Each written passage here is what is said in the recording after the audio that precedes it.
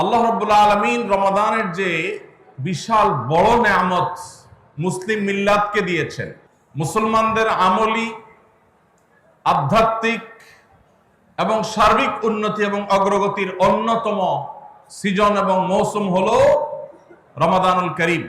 শাবান মাস শুরু হওয়ার মধ্য দিয়ে রমাদানের সেই দিন গণনা যেহেতু শুরু হয়েছে, এজন্য আমরা আজ সার্থক রমাদানের 11টি পূর্ব প্রস্তুতি নিয়ে কথা বলবো ইনশাআল্লাহ তাআলা। এই জন্য ভাইরা, এখন থেকে রমাদানের প্রস্তুতির নিয়তে আল্লাহর কাছে তওবা করা, গুনাহ মাফ চাওয়া, ইস্তিগফার করা, জীবন পরিবর্তন করবার সংকল্প করা, এটা হবে আমাদের রমাদানের প্রথম প্রস্তুতি। চেষ্টা করবো তো ইনশাআল্লাহ। দ্বিতীয় প্রস্তুতি হিসাবে আমরা এই কাজটি ইনশাআল্লাহ করব, সেটা হলো রমজানের ফজিলত, রমজানের মর্যাদা, সিয়ামের ফজিলত, অন্যান্য আমলের উপকারিতা, সেগুলো নিয়ে আমরা বেশি বেশি পর্যালোচনা করব। যত বেশি আপনি আগে থেকে পর্যালোচনা করবেন, রমজানের প্রতি আপনার তৃষ্ণা, সিয়াম সাধনার প্রতি আপনার ভেতরে আকাঙ্ক্ষা, প্রত্যাশা এবং প্রতীক্ষা, এটা আপনার মধ্যে বাড়তে থাকবে এবং রমজানের প্রতিটা মিনিটকে কাজে লাগাবার জন্য তাগাদা আপনার ভিতরে অনুভব হবে ইনশাআল্লাহ। 3 নম্বর হলো যে রমজান কেন্দ্রিক সমস্ত আমলগুলো করব, আল্লাহর কাছে তওবা ইস্তেগফার করে নিজের গুনাহগুলোকে মাফ করায়া ছাড়বো, জাহান্নাম থেকে মুক্তি তথা নাজাত এটা নিজের করে নেব। এই মর্মে প্রতিজ্ঞাটা এখন থেকে, যেই কয়দিন রমজান আসতে সময় আছে, প্রতিদিন আমাকে নবায়ন করতে হবে। প্রতিজ্ঞা আজকেরটা যেভাবে হবে, কালকেরটা আরো স্ট্রং হবে, তারপরের দিন আরো স্ট্রং হবে। প্রতিদিন আমি স্বপ্ন লালন করব কবে রমজান শুরু হবে, আর আমি আল্লাহ রাব্বুল আলামিনের কাছে রমাদানের এই সমস্ত ইস্তেগফার, তওবা, আমল এগুলোকে নিবেদন করতে থাকবো। চেষ্টা করা যাবে না ইনশাআল্লাহ। তাহলে 3 নম্বর প্রস্তুতি হলো রমজান মাসে নেক আমল করার প্রতিজ্ঞা করা, মাগফিরাত এবং নাজাত আদায় করার প্রতিজ্ঞা এখন থেকে করা। নাম্বার 4 নম্বর যে প্রস্তুতিটা আমাদের নিতে হবে সেটা হলো, যদি আগের রমজানের কোন রোজা কারোর কাজা থাকে, এই রমজান আসার আগে আগে শাবান মাসের মধ্যেই সেই কাজাগুলো আদায় করে ফেলা উচিত। আম্মা জান আয়েশা রাদিয়াল্লাহু তাআলা আনহা বলেছেন যে নারী হিসাবে রমাদান মাসে যে কয়েকটা রোজা ভাঙতি পড়ে, নবীজি সাল্লাল্লাহু আলাইহি সাল্লাম রমাদান পরে পুরো সময়টা তার কাছে থাকার কারণে তিনি সেই রোজাগুলো রাখার সুযোগ সেভাবে পেতেন না। স্বামীর হকের কথা মাথায় রেখে রোজাগুলো রাখতেন না। এবং শাবান মাস আসলে নবীজি সাল্লাল্লাহু আলাইহি সাল্লাম নিজেও বেশি বেশি নফল রোজা রাখতেন। মা আয়েশা রাদিয়াল্লাহু তাআলা আনহা বলেছেন যে তিনিও তার রমজানের বাকি রোজা যেগুলো ছিল ভাঙতি রোজা, সেগুলো তিনি রেখে ফেলতেন। এই হাদিস থেকে বোঝা যায়, রমজানের রোজা যদি কারোর কাজা হয়, পুরুষদের অসুস্থতার কারণে হতে পারে, মা বোনদের মাসিকার কারণে হতে পারে, তাহলে সেই রোজা যত দ্রুত সম্ভব আমরা কাজা করে ফেলবো। এবং সেই কাজা করতে যদি কোনো কারণে, যৌক্তিক কারণে বা যে কোনো কারণে যদি বিলম্ব হয়, তাহলে এই বছরের আসন্ন রমাদানের প্রস্তুতির অংশ হিসাবে আগের রমজানের কোনো ভাঙতি রোজা থাকলে সেগুলো সব রেখে কাজা করে সম্পূর্ণভাবে এই রোজার জন্য প্রস্তুত হবে। এটা হলো 4 নম্বর প্রস্তুতি। 5 নম্বরের যে প্রস্তুতি আমরা গ্রহণ করব সেটা হলো, আল্লাহ তাআলা যেহেতু রমজানে অনেককেই সাধারণ ক্ষমা করবে, আমি যেন সেই সাধারণ ক্ষমা প্রাপ্ত সৌভাগ্য মানুষদের তালিকায় ঢুকতে পারি, সেজন্য আমার অন্তর থেকে হিংসাকে ধুয়ে মুছে সাফ করে ফেলতে হবে। কোন মুসলমানের কল্যাণ দেখে আমার কষ্ট হবে না, কারোর ভালো দেখে আমার ভেতরে জ্বালা পড়া হবে না। পারলে তার জন্য আরো বেশি দোয়া করব, যে কারো ভালো হোক আমি আরো ভালো চাইবো, কারোর কোনো ক্ষতি আমি চাইবো না। নাম্বার 6, বিগত রমজান যেগুলো আমাদের জীবনে এসেছে, সেই সমস্ত রমাদানে কেন আমার আমল ইবাদত হয় নাই? রমজান আসার আগে নিয়ত করছি কোরআনটা খতম দিব, কিন্তু দিতে পারি নাই।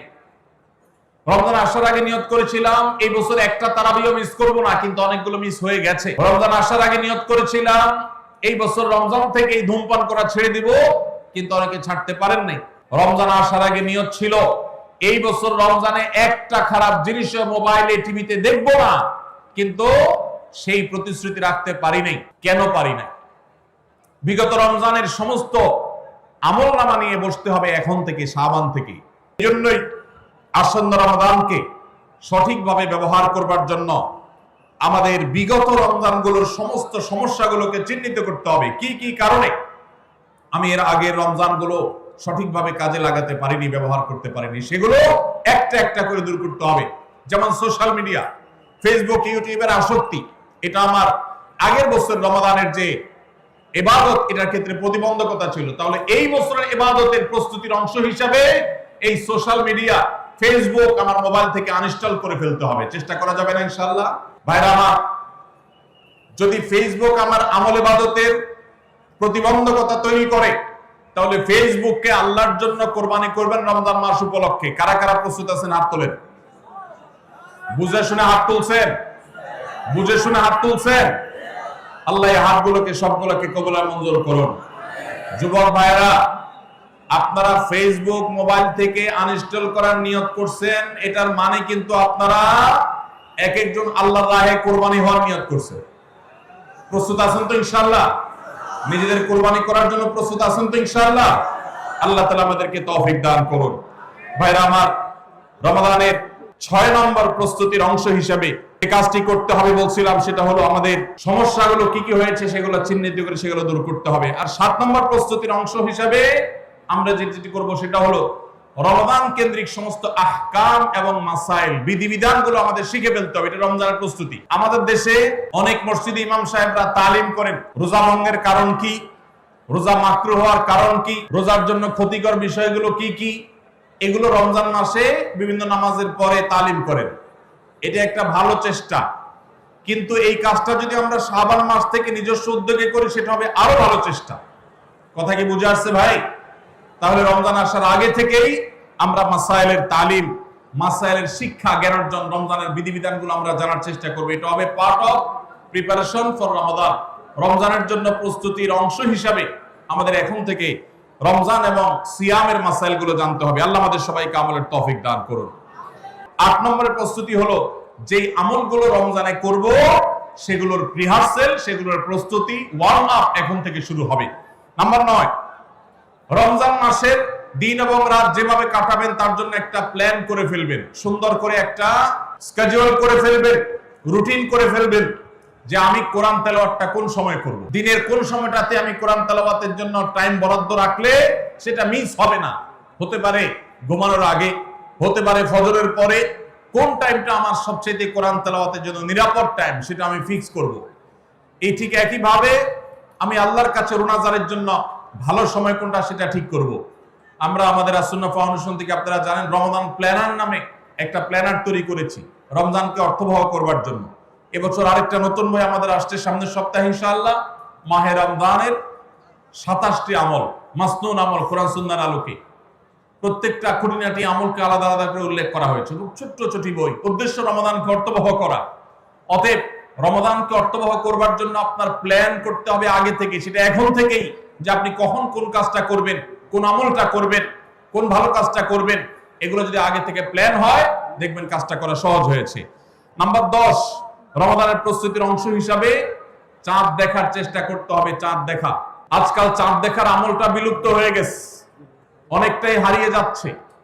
চাঁদ দেখা কমিটি ছাড়া সাধারণ মানুষ চাঁদ দেখতে আমরা ভুলে গেছি। আমরা চাঁদ দেখি কিন্তু ফেসবুকে, আকাশে না। চাঁদ কি ফেসবুকে দেখবেন না আকাশে দেখবেন? সবাই যদি চাঁদ ফেসবুকে খোঁজেন, তাহলে আকাশে সরকারি কিছু লোক খুঁজবে, হেলাল কমিটির লোকজন খুঁজবে। হেলাল কমিটির লোকদের উপরে ভরসা করে যদি এই কোটি কোটি মানুষ তাদের রোজা রাখে, তাহলে প্রায় বছর দেখেন গন্ডগোল লাগে। চাঁদ উঠছে আবার উঠে নাই, উঠে নাই ঘোষণা হয়ে আবার 11টা বাজে 10টা বাজে উঠছে। এই ঘটনা হয় না? হয় না? এই ঘটনা এই জন্য হয় যে আমরা সবাই চাঁদ দেখার দায়িত্বটা পালন করি না। নবীজি বলেছেন, সুমু লিরুইয়াতিহি ওয়া আফতিরু লিরুইয়াতিহি, তোমরা রোজা রাখো চাঁদ দেখে, আবার ঈদও করো চাঁদ দেখে। এই জন্য 29শে শাবান পশ্চিম আকাশে চাঁদ খোঁজার চেষ্টা করবেন সন্ধ্যার সময়। চেষ্টা করবেন না ইনশাআল্লাহ? চেষ্টা করে যদি চাঁদ দেখতে নাও পারেন, তারপর আপনি সওয়াব পাবেন। আর যদি চাঁদ দেখেন, তাহলে দোয়া করবেন, আল্লাহুম্মা আহিল্লাহু আলাইনা বিল ইয়ুমনি ওয়াল ঈমান ওয়াস সালামাতি ওয়াল ইসলাম রাব্বি ওয়া রাব্বুকাল্লাহ। হে আল্লাহ, এই চাঁদকে আপনি বরকত এবং ঈমান দিয়ে আমার জন্য পরিপূর্ণ করে দিন। এই মাস আমার জন্য নিরাপদ এবং ইসলাম দিয়ে পরিপূর্ণ করে দিন। হে চাঁদ, তোমার আর আমার পালন করতে একজন আল্লাহ। অতএব এই চাঁদ দেখার চেষ্টা করব। এটাও রমাদানের প্রিপারেশন, রমাদানের প্রস্তুতির অংশ।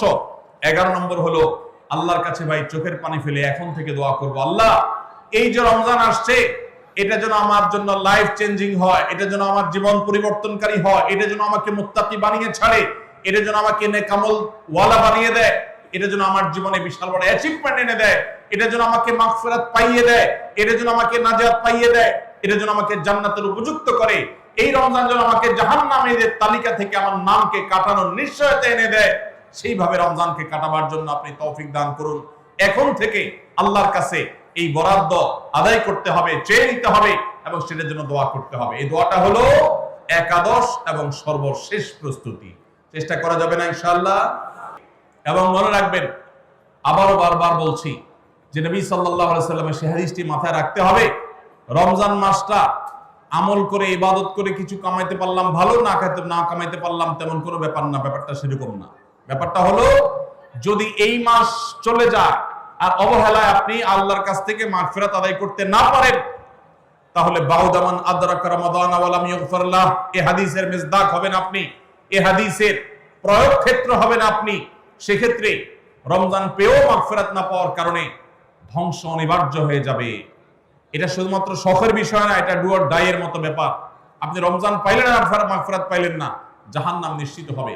অতএব যারা বাঁচতে চায় তারা এখন থেকে প্ল্যান প্রোগ্রাম করবো, করা যাবে না ইনশাআল্লাহ? সেই সাথে আমি শুরুতে যেটা বলেছিলাম, রমাদান সেই মাস যেই মাসে আমল এবং ইবাদতের শুধু উন্নতি আর তারা কি না, মুসলমানদের সার্বিক অগ্রগতি উন্নতি আল্লাহ রাব্বুল আলামিন এই মাসে দিয়েছেন। ঐতিহাসিক বদরের যুদ্ধের সেই স্মৃতি বিজড়িত মাস এই রমাদান, মক্কা বিজয়, বড় বড় ঘটনা ইসলামের ইতিহাসে, বড় বড় সাফল্য আল্লাহ তাআলা রমাদানে দিয়েছেন। অতএব সেই জন্য নিজেদেরকে প্রস্তুত করতে হবে, প্রস্তুতি এখন থেকে গ্রহণ করতে হবে।